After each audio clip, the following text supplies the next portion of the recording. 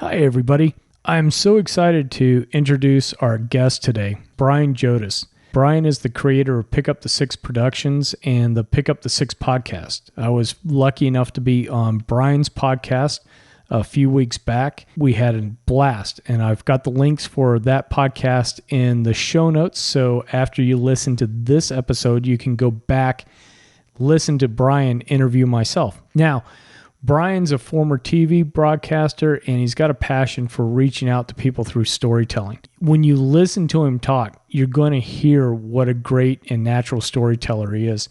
He's really centered on this concept of service before self, and you will definitely hear how that came about through his interactions with his grandfathers and especially his father, a former lieutenant general, who, by the way, Ralph Jodice is going to be a future guest on this podcast. So just something to listen to in a few weeks is Ralph's conversation. So we talk a little bit about Brian in that one.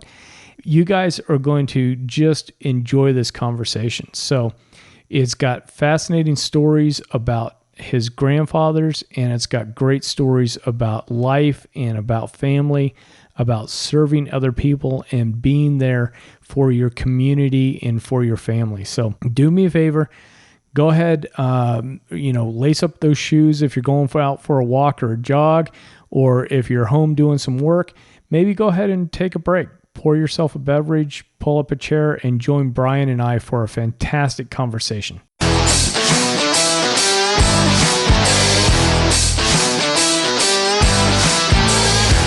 Hello, and welcome to the Cool Grandpa Podcast. This is your host, Greg Payne, coming at you from Studio 12. This podcast is about being the best possible grandpa you can be, focusing on what it is to be a grandpa and how we can all share that experience together for our grandchildren. Hi, Brian, and thank you for joining us on the Cool Grandpa Podcast. I really appreciate you taking time out of your day to sit down and have a conversation with us. Listen, man, anytime you get a chance to hang out with a cool grandpa is a good day in my books. I count you as one of those. So excited to be here, man. Thanks for having me. Oh, this is going to be awesome. I know it. And just to let people know, hey, I was on your podcast, Pick Up the Six, and we'll put a link to that interview because you flipped the tables on me totally and had me going and talking about my grandfather and my experience. So, this is all turnabout's fair play, and we're welcoming you to the Cool Grandpa. Yeah, man, I had you in the hot seat, episode 10, which was kind of cool for us. You know, we're relatively new to the Pick Up the Six brand that we're doing now, and there you are, episode 10. Yeah, man, I had you in the hot seat talking a little bit about just how awesome the podcast you've got going, all the great story you've got to hear. So it was great to kind of flip the script a little bit on you, for sure. Oh, absolutely. And as we get started, how about you introduce your grandfathers to us? You had a relationship with both sets of grandfathers. Yeah, man, super fortunate to get to know and spend a lot of time with both of them. And so I'll start on my mom's side. I'll come over to my dad's side, and we can kind of go from there. And what's funny is, and there's a little bit of context to this, my parents were in the same third grade class, Northern New Jersey. They then, sort of went their separate ways for a little while, and then they got back together and started dating when they were 15. So my folks were true high school sweethearts, and which is, pretty rare. Oh, very cool. It doesn't happen all the time. And so their families got to know each other over a lot of time. So my mom, her father is Jim Lepis was his name. And just was a super cool, outgoing, knew everybody in the town where he lived kind of guy, and was an air mechanic, worked on airplanes during World War II. After the war, transitioned into civilian life and worked for years after that, and then ultimately retired to Lavallette, New Jersey with my grandmother, and they had a house, one house from the beach in Lavallette, New Jersey. And so we spent a lot of summers traveling up to New Jersey and hanging out with him at the beach. And he had a wood shop in his garage. I'll tell you more about him as we go, but that's him. That's Jim Lepis, the Sicilian guy, olive colored skin. Everybody in Lavallette, New Jersey knew him. So that's one side. Awesome. I'm sure you'll want to ask more. The other side, on my dad's side, is Pat Jodice. He was in World War II, was on the USS Terry, which was a destroyer during World War II, did some amazing things during that. Also served in the Korean conflict, then became a cop when he got out of the military, served as a cop in northern New Jersey, in New Milford, New Jersey for years, retired as the chief of police, moved to North Carolina and set up a retirement home with my grandmother. And so we spent the other part of the summers at the beach with them in eastern North Carolina. So you got Jim Lepis, outgoing Sicilian guy. You got Pat Jodice, tough as nails, cop. And so those are the two grandfathers that helped shape a lot of my life. Oh, wow. So I'm taking it you didn't get away with a lot between between the two grandfathers, man. They growing up, they had eye for detail and probably knew when you were up to no good. Yeah, so I'm the oldest of three boys, so there was always a lot happening there. My dad is a career Air Force guy. Retired as a 3-star general in the United States Air Force in 2013. So yeah, man, there was a little bit of wiggle room, but you had to keep your eyes up and keep your head on a swivel when those things were going on. And it's funny, we didn't spend a lot of time with the two of them, right? Lepis, Jodice together at the same time, but we were very fortunate to get to spend a lot of time with both of them as we were growing up as kids. In a military household, you move around quite a bit, but the way it worked for us is we were always able to spend intentional time with both of them. And the bulk of that time with the New Jersey crew, with Jim Lepis, who we called Pop, he was Pop to everybody, was at his house at the beach in Lavallette, New Jersey. And on that side of the family, he's got a ton of grandkids. My three brothers, we got cousins and all that. So there's always just a bunch of people there, big, right? A lot of folks. The time we spent with my dad's dad, in North Carolina when they retired there, I'm one of three boys, and we've got one other cousin on that side. So it's usually a smaller kind of crew. We also have a lifelong friend who's like a brother to ours that was there quite a bit. So there's some similarities, right, in the time we got to spend with them and the things that we did. And there's also just some real differences between the two of them. Similarities are both men of faith, both family men, both served their country, both loved their families, both wanted to provide for their families, provide a place for their families to be and to be comfortable and to be family, right? When we were in New Jersey at Grandma and Pop's house, 2 Wortley Ave in Lavallette, New Jersey, it was always about family time. It was always big family time. And I would remember the room that my brothers and I often slept in that house was at the back of the house. And you had to come walking up the stone driveway to get in the back door. And he always walked up the stone driveway in the back door. And he would always be up early before everybody else. Pop was like an early riser, probably because he snored the house through so everybody finally could get some sleep when he was awake. But he'd go get breakfast or whatever, and he'd always come whistling up the driveway and whistle his way into the house. So just a super lively, outgoing guy. And but it was around family time, right? And getting to do that, which was cool. And I think I credit a lot of my outgoingness, ability to talk to anybody I meet, to him. And my mother has a lot of that from him as well. And I just remember him being this outgoing guy. And in this town of Lavallette, New Jersey, it's not a very big beach town. It seemed like he kind of knew everybody. It seemed like Pop kind of knew everybody. Oh, yeah. Well, and I bet, too, that it was interesting to compare and contrast the environments, right? The one in New Jersey, it's probably loud. You got cousins. You got everybody running around. Everything gets loud and escalated. But it's still family. Right. It's still that idea of, okay, there may be 20 different kids running around everywhere and 5 different activities going on, but it's still family and you can hop around and you meet everybody. And then going down to North Carolina, it's more quiet, a little bit more reserved. And I'm sure that's a transition, but it was also probably a nice transition at times too. Yeah, it's funny. I haven't thought about that much until we talk about it. But, one was a house from the beach, right? So they're right there. There's a ton. You're right. There's a ton always happening. Living right on the boardwalk, right? As kids, we could hop on the boardwalk.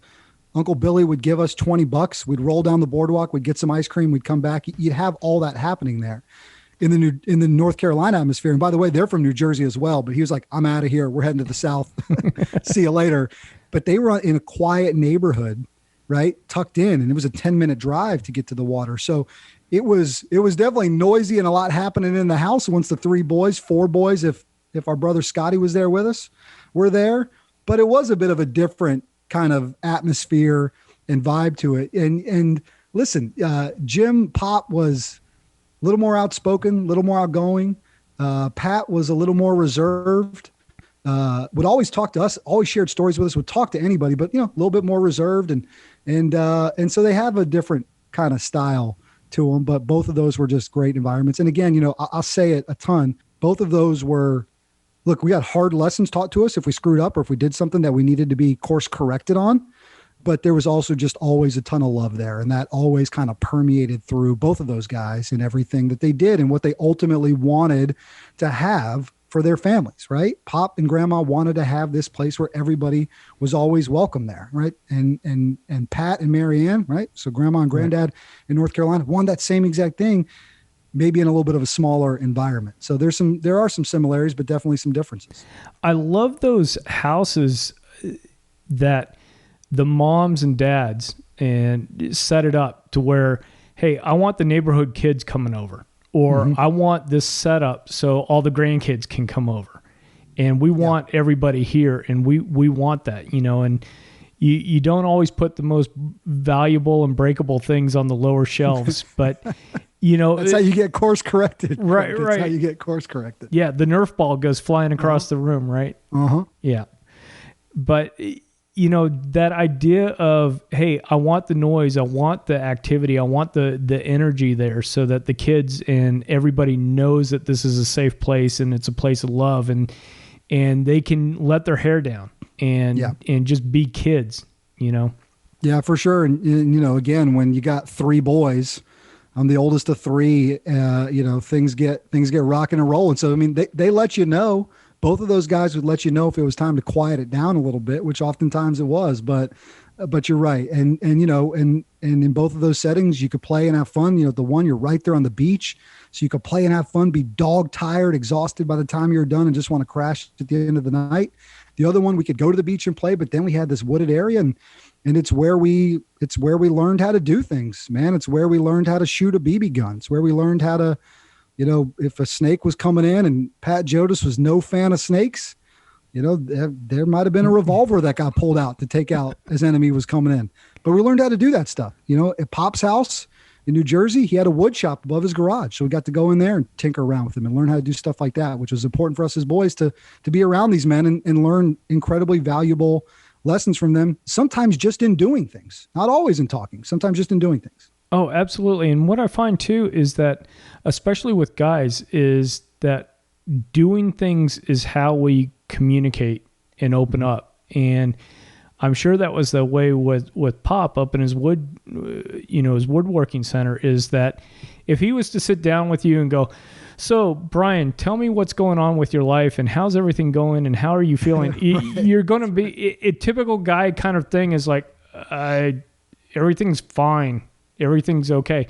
But if you're up working in the wood shop or you're working on a car and that question comes up, it hits you a little bit different, and you might respond while you're, working on a lathe or you're trying to take down a piece of wood, Yeah. Or, here's some great examples, right? So with Granddad in North Carolina, it wasn't like, hey guys, sit down, I want to tell you 3 stories about these 3 very specific things that happened. It was just in these moments, right? And so in that family household, in the Jodice family household, the table, right? The kitchen table for us is kind of a sacred place. And the kitchen table in that house, and it's in Charlotte, North Carolina, which is in eastern North Carolina, they found just this little golf community. Neither one of them played golf, but retired and built a modest home there to call their retirement home. But that kitchen table is the center of that home. The kitchen in an Italian household for us, obviously, an important place. But that table, man, is something really, really special. It's the same table that's in there, that was in there even when we were kids.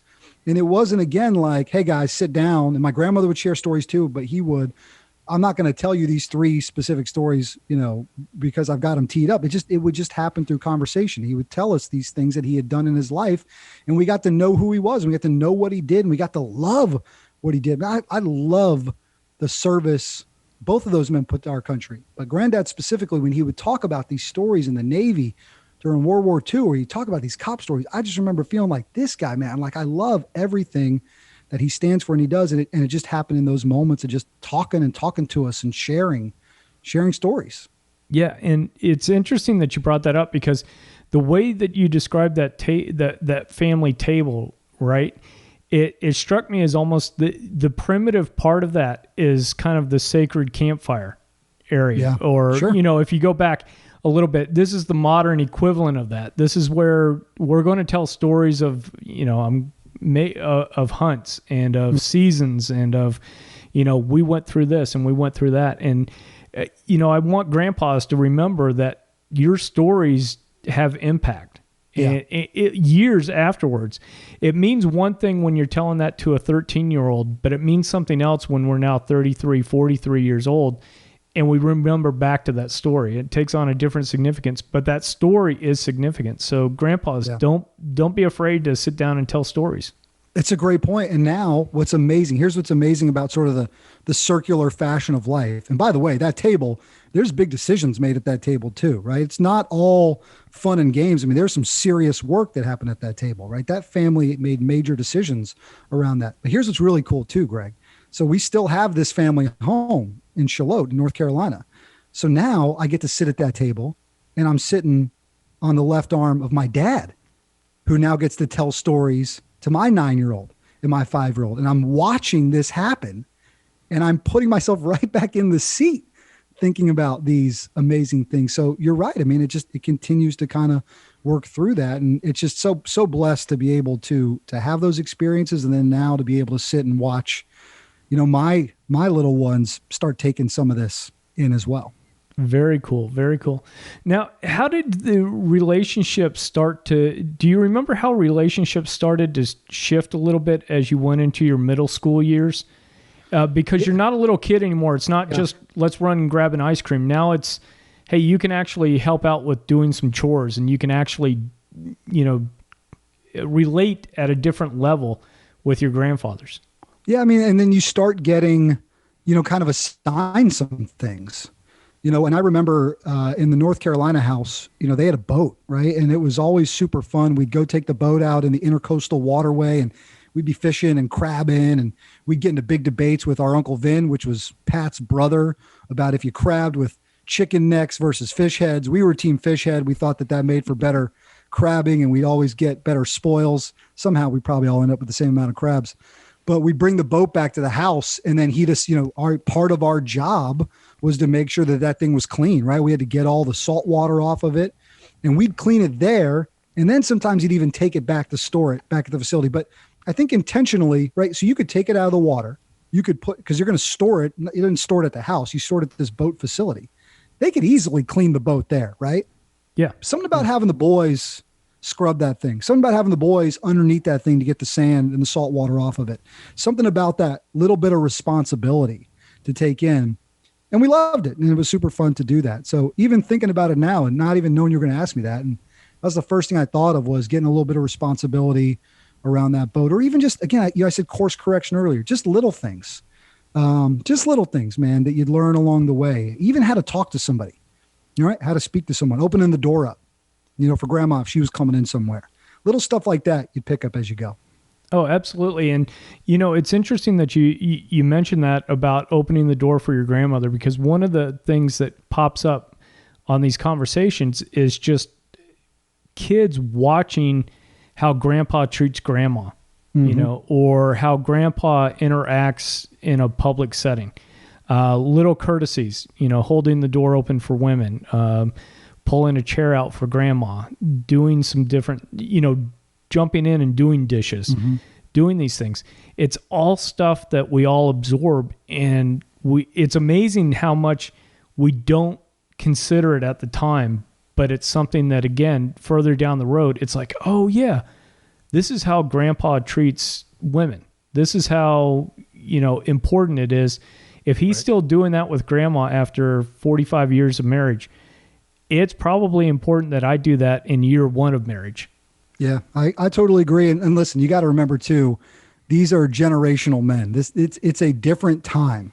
And you got a Sicilian on one hand, you got another Italian guy on the other. Like, they had short fuses sometimes too. So you'd pick up on a little bit of that, but it always came back to, right? Even if in temper, a little bit of a temper, because 3 boys running around our house, crazy stuff happens, but it always came back to lessons of love. And it always came back to that. So even if that fiery Italian temper maybe kicked in, there's always wrapped in the way you should be, the way you should behave. And again, it was in those stories, right? And then both of these men in their service to our country, then in their service to their communities, in their service to their families, that's stuff that for me, I feel very fortunate to have that, sort of folded into the fabric of at least who I try to be every single day, and the example that you want to set going forward, having kind of learned it, from those guys before. And same thing for my dad, right? My dad's rock star superhero in my books. I've got few heroes in life, and he's number one on the list.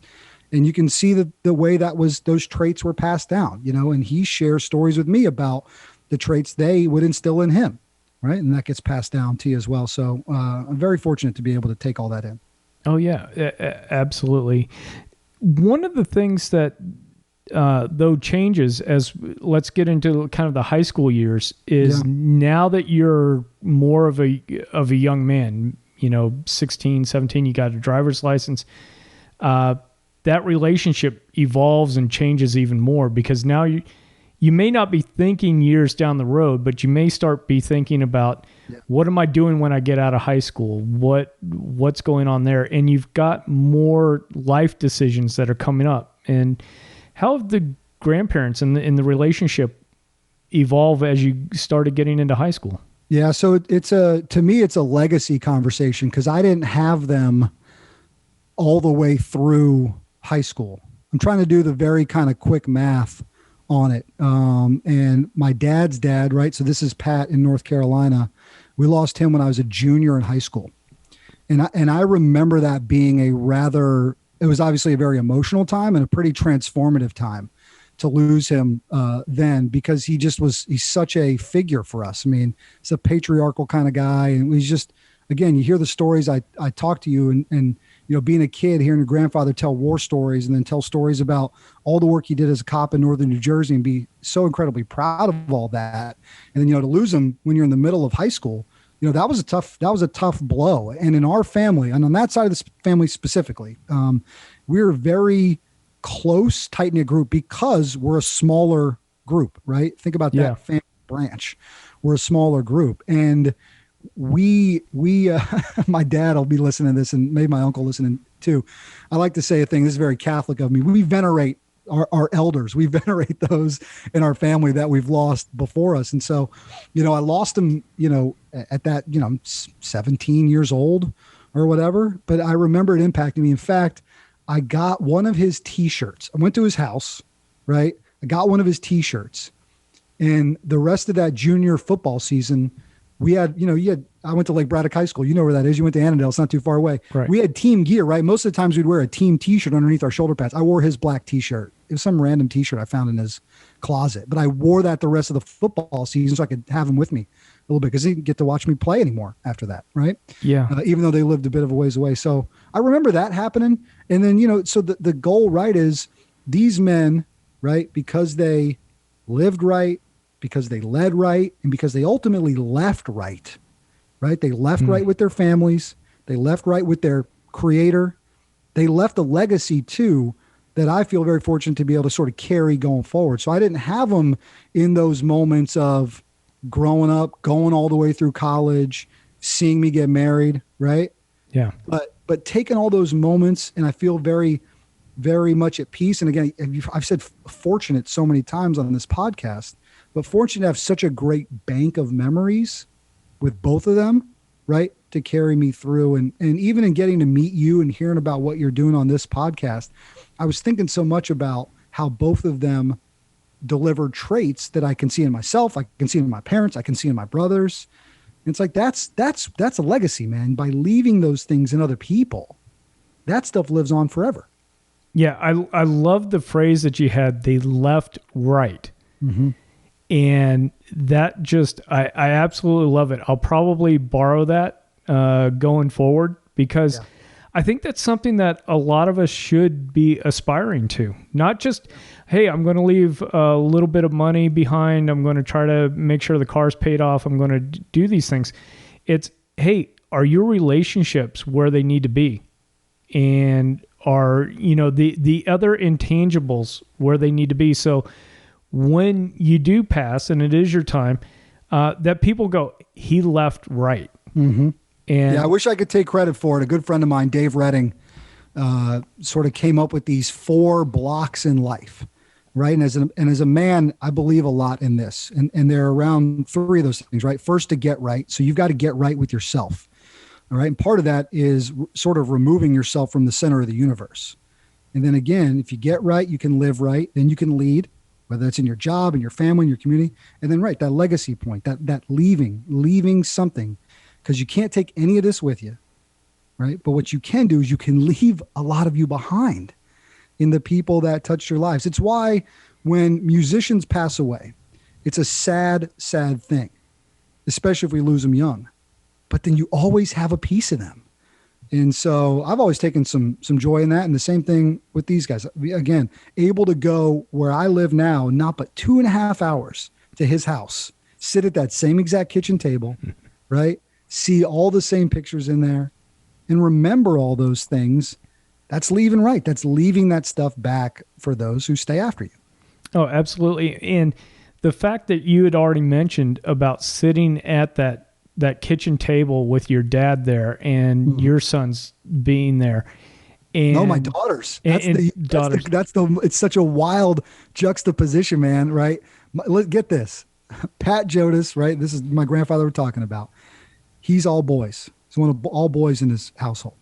My dad's one of 2 boys. I'm one of 3 boys. We got all these boys coming down this branch. My uncle, my dad's only brother, he's got a boy. We got all these boys. Brian and Liz Jodice have their first kid, first girl in like 100 years. And we have 2 girls. Awesome. My brother's got a girl. So we got all these girls now in the mix. 2 of my brothers have girls. So awesome. Well, the grandmas and moms have got to be happy about that. Oh, yeah, man. Oh, yeah. Nona's my mother. We call her Nona, again, Italian family. And they're loving it. And my dad sneakingly, too. I think he's got a couple grandsons as well, but I think he likes having a few girls around, too. Oh, absolutely. It changes things up and brings out, I think it allows you to express a different part of your personality when you're interacting between boys and girls sometimes. Yep. All right. So you were talking about the table. Yeah. No worries. So yeah, with that table, with that legacy about, leaving right is that you've got that experience with Pat and he's there and now it's your dad and you're there and your kids. And then, the way that you guys are going to do things, it's going to be you sitting there and your adult kids, hopefully with their kids. And it's going to be multiple generations coming down through there. And man, to talk about what a legacy to have, that it's going to be something where you're going to be able to sit there and go 3 generations of us doing this thing that my grandfather set up. Yeah, it's awesome, man. It really is. It's a great thing to have. Fortune is the only way. Blessed, right? Blessed is a great way to explain what it is. And you're right. And it's awesome to be able to do that. We have a super fun time when we go down there and the house is alive, right? When we're there, the house is alive, which means they're there. I mean, they're in our presence. So I'm a firm believer that, even when our physical bodies leave this earth, that our family members like that. And when we're in a place like that, they know, I know they know, and I know they're there, and we're very faithful people.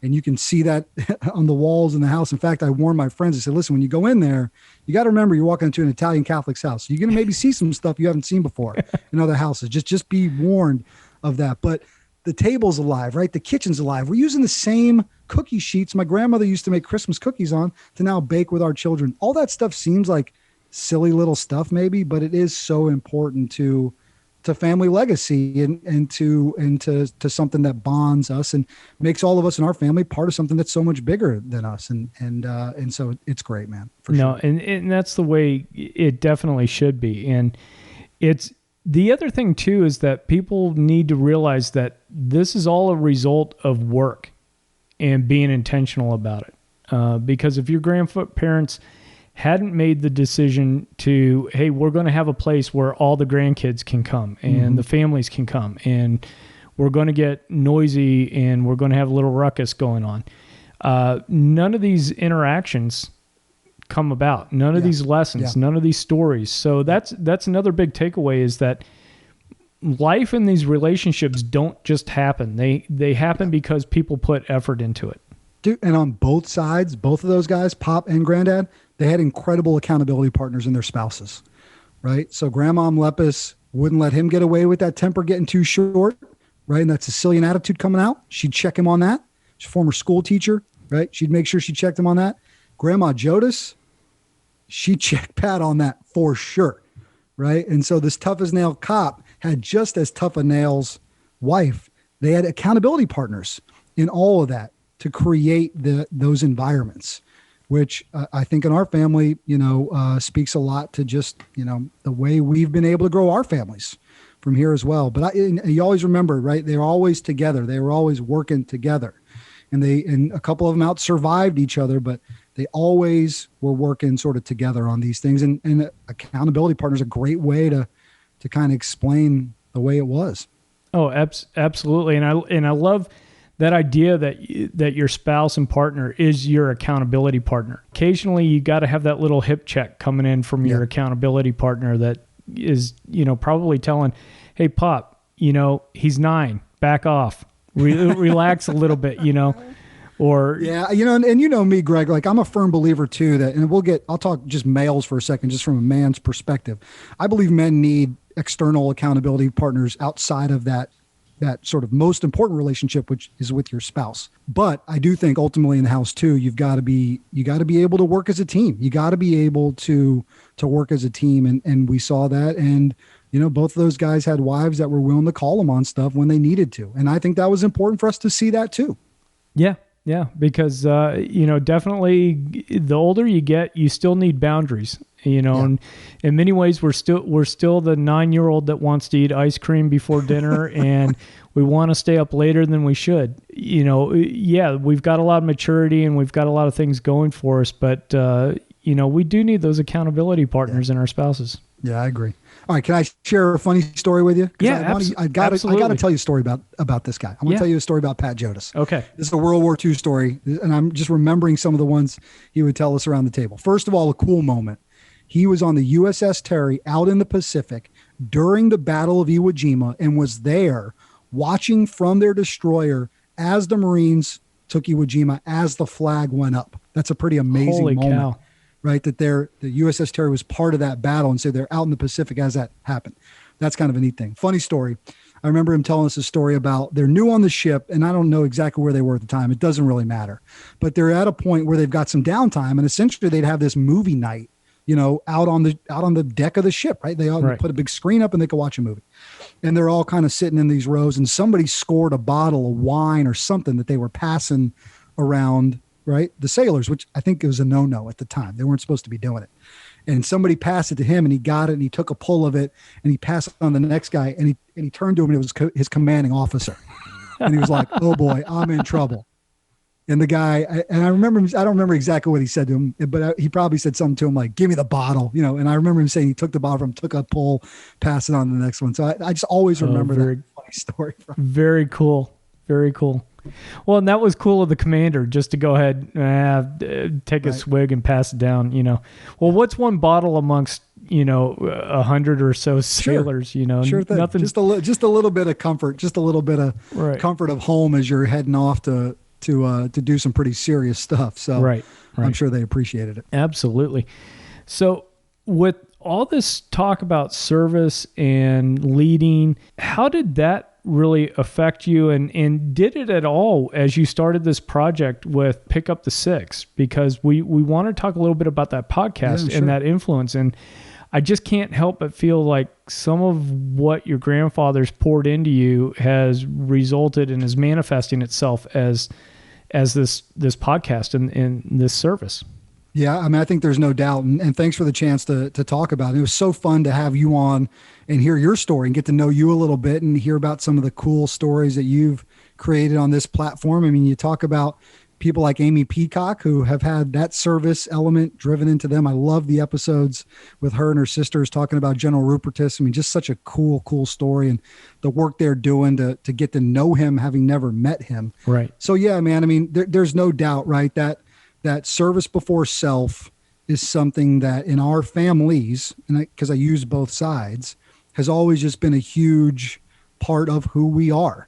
You're talking about two grandfathers who served in World War II, another one who served during the Korean conflict, and then went into his community and became a career police officer to retire in the late 80s as the chief of police in New Milford, New Jersey. The street where the police office was located for a little while was named after him. They had a side street, and they named it after some dignitaries. So that sense of purpose, that sense of giving back into something bigger than you, has always been a part of who we are. And I think it's okay to admit that and to know that and to embrace that and love that. And, you know, my dad is a career military guy.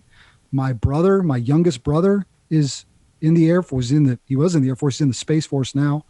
My other brother and I didn't go the military route, but that service before self has still been a big part of who we are. And, you know, I spent the first 8, 9, 10 years of my post-college career working in local television.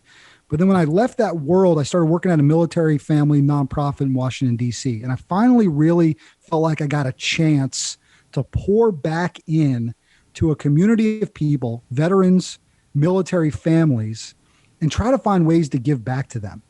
And then a few years removed from that, now, I feel like things have lined up for me to create a platform where we highlight stories about men and women among us who have picked up the six, who have just helped other people through service before self, strength of purpose, and community impact. And so there's no doubt that doesn't trickle its way down the family tree and end up into who you are. And I just feel like, Greg, there's so much, there's a lot of negativity out there, right, man? You could flip on one news channel, flip to the other news channel, and it's just boom, boom, boom. There's a lot happening. So let's take a break from that. Let's talk about the amazing people who help raise us, like you're doing here. And let's share stories about people who have just gone out of their way to pick up the six, help other people. And so that's what we're starting at that platform over there. And we're going to highlight some cool stories, man. We've already had some really neat guests on that I'm thrilled about. But I owe all of that to, you know, that service before self mentality that was not drilled into us, was just, you know, breathed into us. I'll tell you one more quick point about it. My dad, I don't have my keys on me right now. In 2004, he became a general in the Air Force for the first time. He got his first star, right? Wow. Brigadier general. The day that he pinned on that star, he gave my brothers and I all a keychain. On one side is the Air Force emblem. On the other side is the date, and it says service before self. That goes with me everywhere I go every day. So it's just, and I'm proud of it. It's who we are. Yeah. It's who we are. It's who we should be.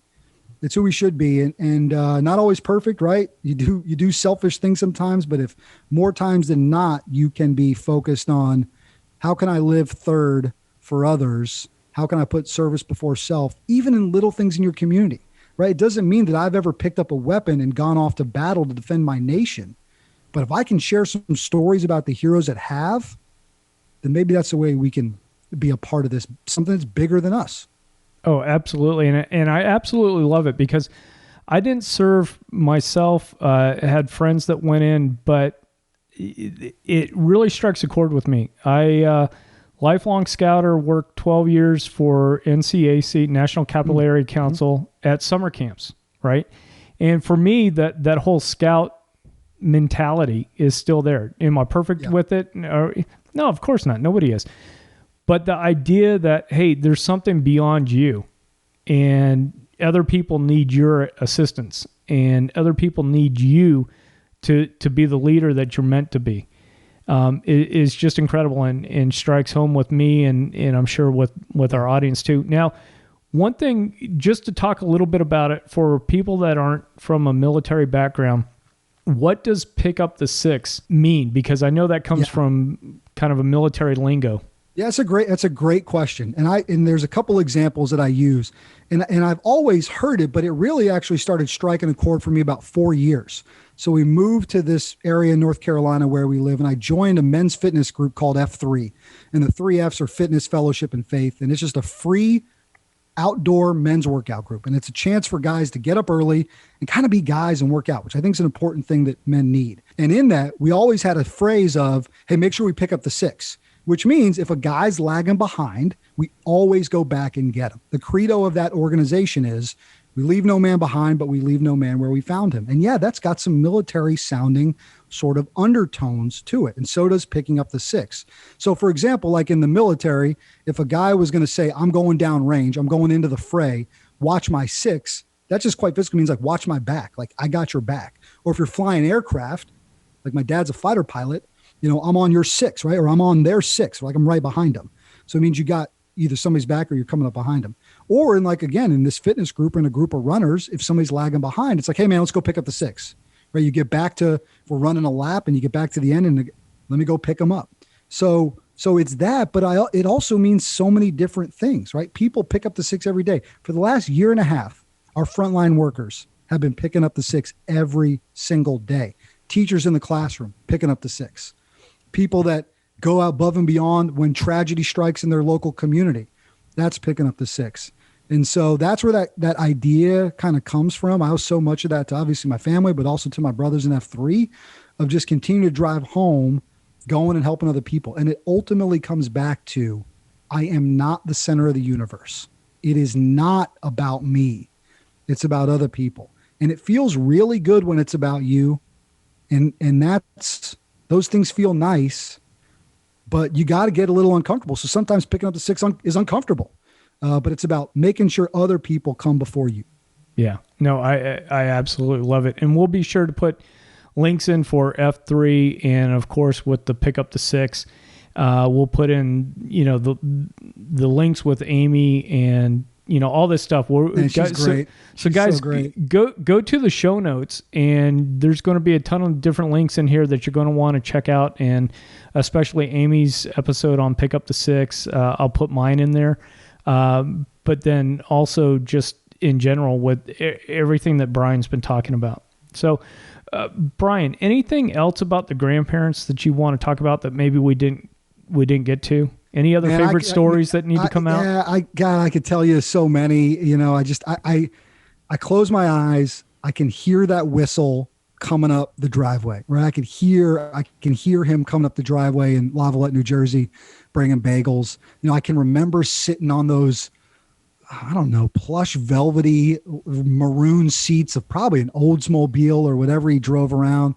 I can remember the tip of his finger cut off because he cut it off up in that wood shop because, he got a little bit older and, the saws got a little loose. I remember stuff like that. I remember him always wanting to take the whole family out to dinner, right? At like really cool little Italian restaurants in New Jersey. And I remember him walking up to everybody on the beach as if he knew every single person in that town of Lavallette, and they all knew Jim Lepis, right? Pop knew everybody. Just remember all that sort of stuff. And then, with Granddad, with Pat Jodice, just idolizing that guy and, wanting to look at his police uniforms, wanting to look at his Navy uniforms, wanting to hear those stories, just hearing the stories about, he was a sonar man in the Navy and they had something come across the sonar. Man, this is World War II, right? Like there's a lot happening. There could be enemy craft coming. There could be enemy submarines coming in. As a sonar man, sometimes he had to give the call to pull the trigger. They pulled the trigger, and what came bubbling up to the top of the ocean but a whale out in the Pacific. Oh. And he said it smelt like the worst thing they'd ever smelled because they all rushed up to the deck to go see it.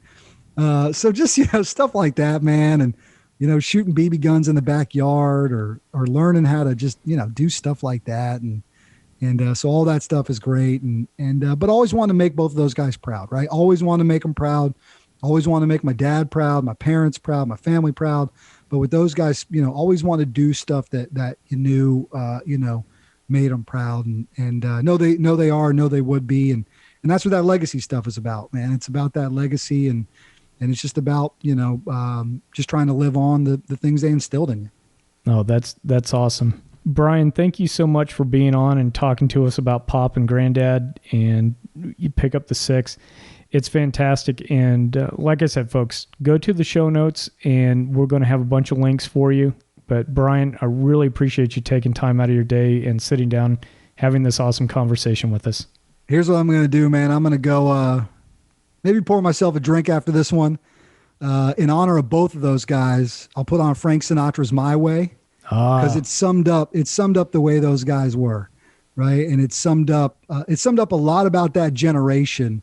But it summed up the way those guys were. And, regrets they had a few, but maybe not too few to mention. So we might do that tonight and give a salute to Pop and Granddad. So thanks for the chance to talk about them. I could do it for hours, but I appreciate the opportunity to share with you about two impactful men that had a great influence on my life. Oh, thank you. Wow, what a great conversation with Brian. I'm so lucky that he sat down with me and that we had this opportunity. And the reason I say I'm so lucky is because every time that I learn about people's grandfathers, when I learn about Pop, when I learn about Granddad and the little things that they did in their lives and the relationships with their grandkids, which may not have seemed like a big deal, it helps me to be a better grandfather. And I hope it helps you in your relationships as well. Just hearing these little things that really make a difference in grandchildren and family relations. I was especially struck with that concept of, living right, leading right, and leaving right. Talk about 3 things where if you're intentional and you can do your best at, you're going to leave a lasting legacy for yourself, your friends, and your community for sure. What is your big takeaway from this conversation? What was your aha moment? What was the thing where you're like, oh, Greg, Brian, talk more about this? Or Greg, Brian, I absolutely love this topic. Do me a favor and do Brian a favor. Shoot me an email at greg@cool-grandpa.com or go to the website cool-grandpa.us and leave a comment for the show. I'd love to hear what your big takeaway and aha moment was. Remember, I put a bunch of links into the show notes, so go there. You'll hear about the conversations that I had with Amy Rupertus about her grandfather. Brian and I were talking about that in the conversation, as well as links to Brian's Pick Up the Six podcast, the conversation that Brian and I had on his show, as well as Brian's contact information for Facebook, Instagram, Twitter, so that you can follow him and follow the great work that's going on over at Pick Up the Six. Remember, guys, I want you to be awesome, and remember to stay cool. Thank you for listening to the Cool Grandpa Podcast. If you've enjoyed this episode, please do me a favor and share it with a friend. That's the best way you can help us to expand our community, as well as get the news out about how valuable grandpas are in the lives of those kids. If you'd like to leave me a comment or shoot me a potential topic for this podcast, please go to www.cool-grandpa.us. Look for the comments tab, fill it out, hit submit. It's as easy as that. Until next time, remember to stay cool.